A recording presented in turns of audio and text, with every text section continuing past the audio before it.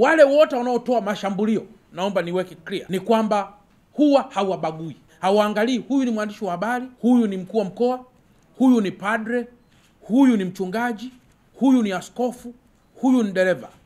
Wao huwa hawaangalii.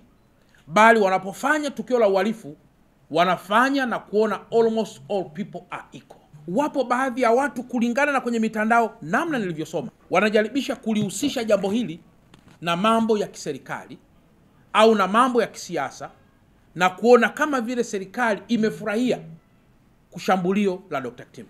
Naomba niweke clear hapa kwamba mimi Albert John Chalamila, Father Kitime ni mlezi wangu kiroho, ni bosi wangu aliyeniajiri kama assistant lecturer wa chuo kikuu cha Mtakatifu Agostino.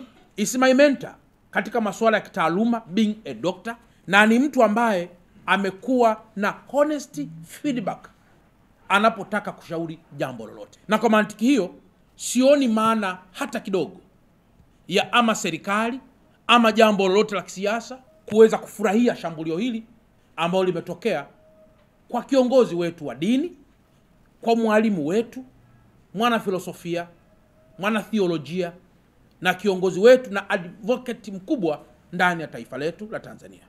Ningeendelea tena kuwaomba Watanzania kwamba tuendelee kutoa ushirikiano kwa jeshi la polisi pale ambapo kuna mtu yoyote ambaye anaweza kuibuka kwenye mipaka ya taifa letu, kwenye mipaka ya mkoa wetu, na kuweza ama kuharibu amani iliyopo ama kufanya uchonganishi wa aina yoyote ambao mwisho unaweza kupelekea kufarakana na mwisho ikapelekea pengine kushindwa kutawala katika njia ambazo ni za haki, ni za usawa, ni za uwazi na misingi yote yenye viashiria vya utawala bora.